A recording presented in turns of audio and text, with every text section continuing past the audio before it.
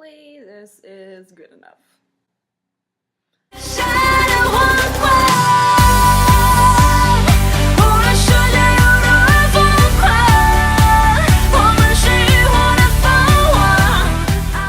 Hello Internet! That was a really bad intro. Ni hao. Oh, this isn't my first time on YouTube. Why am I so nervous? Do you like my decoration? It was a present. Ni hao, 我叫 Ashley, and welcome to my channel. I've decided I was going to start a YouTube channel on my experiences while I was living in Shanghai and what I took away from it and how I can help other people that want to go to China. So obviously I'm really awkward about this at first. I have a lot of ideas I want to do.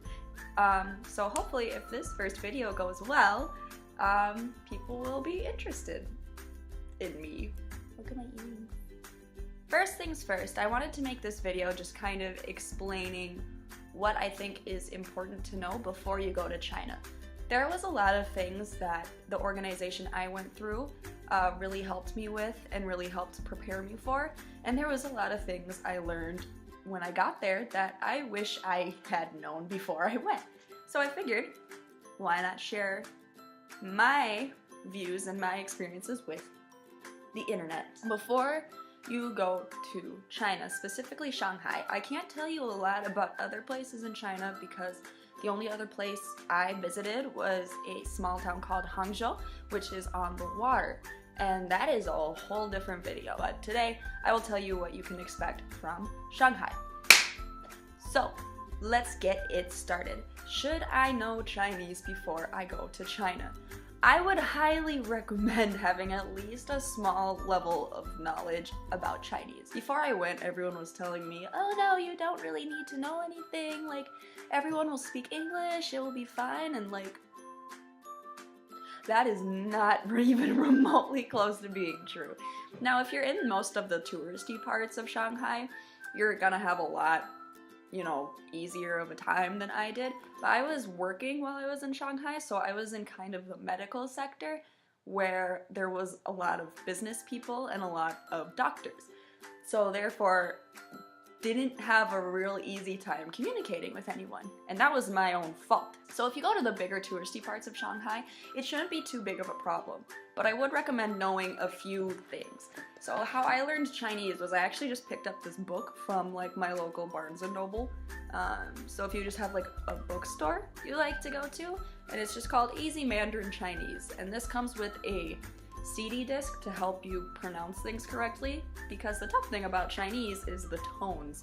There's like 4 different tones, and if you mess one up, you could be saying something very differently. There's a funny expression and it says like your tone can be the difference between calling someone your mom and calling them a horse because ma is literally the same word for mom and horse, it's just said with a different tone. Don't ask me how, because I don't know. I am by no means good at Chinese at all. In fact, 我的中文不好. My Chinese is not very good, but this was a little helpful, at least in the terms of starting. I think if you're in China for a long enough period of time, you will just pick up on the language. There was things I picked up that I just picked up from watching TV or living with my host family.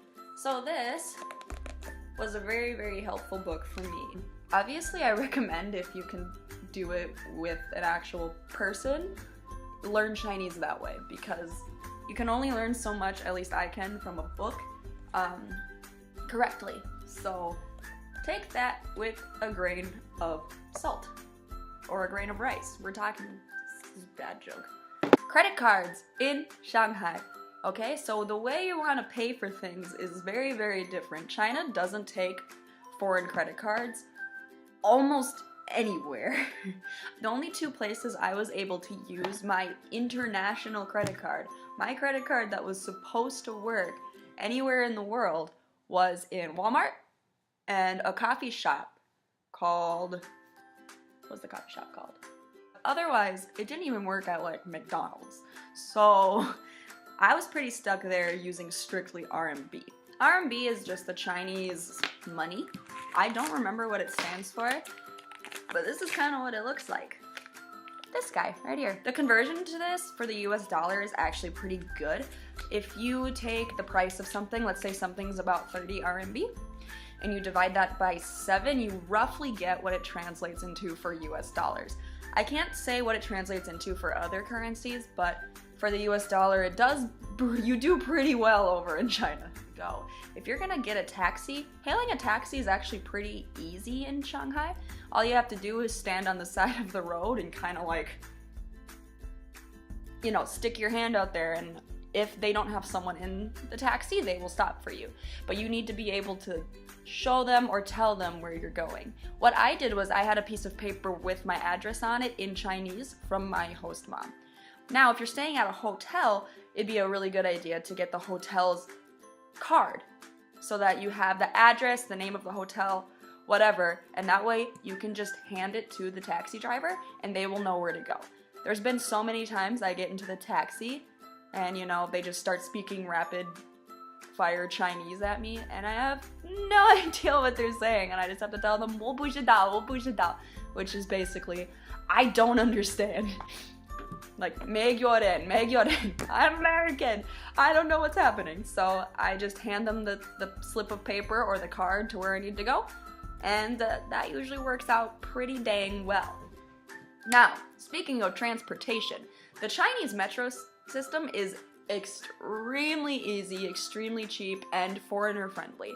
It was so easy to figure out, and once you kind of know the transfers you need to make, it's just really easy. You don't have to worry about it. So usually what I would recommend is, if you're in Shanghai for a good extended amount of time, is to get a bus card. Bus card's gonna kind of look like this. You're gonna go up to the lady or gentleman in the glass box and you're going to ask to get a card. There's gonna be a certain amount you put down for the card, and then you can always just refill it when you need to. This also works on buses and taxis and trains. So this is really, really, really highly recommended, especially if you're using a mix of transportation. I used this on the buses to get home once I got off the metro. I used it when I was in taxis. They have these things, they just, oh my god. Take it and they just beep it and boom, you're done. It's really super easy, and then you don't have to struggle trying to understand how much you need and the amount of money that you need to get out. That was literally the same thing, just said 2 different ways. But I highly, highly, highly recommend getting a public transportation card. Cell phone converters. You will not be able to charge anything without these bad boys. Now, when I was in Shanghai, there was actually, in the house I stayed with a wealthier family. They actually had plugs that worked with my American plug. So that was great. And there's a lot of plugs now that do have that option, but just in case you run into not having that option, you need one of these bad boys. This is about what it looks like. And you just plug in your American plug wherever, and you plug that part into the wall. So I got a pack of like 3 of these for really, really cheap on like eBay or Amazon or something. So it's really, really, really not difficult to do, and you really do need it, or you're gonna have dead devices and it's not gonna go well. China, as we all know, is a communist country, so they have a lot of things that are blocked off. If you want access to any of your apps that you use on the daily, you're going to need to download a VPN. Now, there's a lot of VPNs you pay for, and there's a lot of free VPNs. Now, the free VPNs don't always work. Mine worked very well. I can't show you it anymore because I deleted it to have space on my phone, but it was called Thunder VPN, and it worked really well. Now what it is it's just something that gives you a different IP address, so you're able to access apps that are blocked. WeChat is very, very, very important, okay? Chinese people use WeChat for freaking everything. You need WeChat if you are going to be in China. It does everything. It has WeChat Pay, which you can only have if you have a Chinese bank account.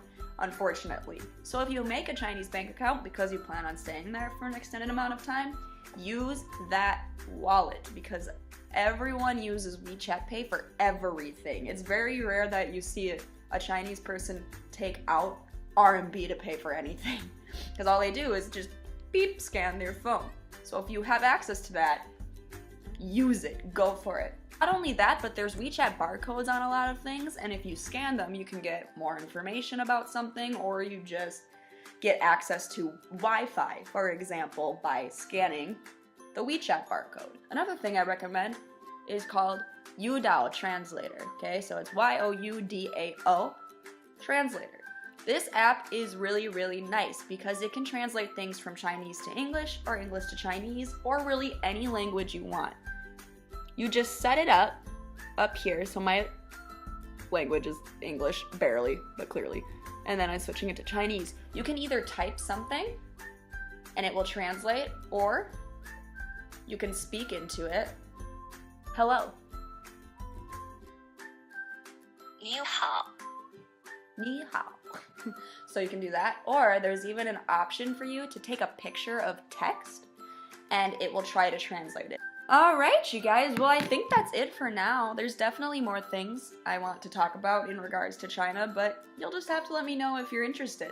I am going to start uploading. I vlogged while I was there, so I'm going to upload some different videos of different experiences I had, load more educational things. I have a whole video on kind of how the metro system works and what it looks like, so I guess subscribe if you're interested, and if not, I'm very sorry about you're wasting your time today. 再见! Just don't know what to do with my hands.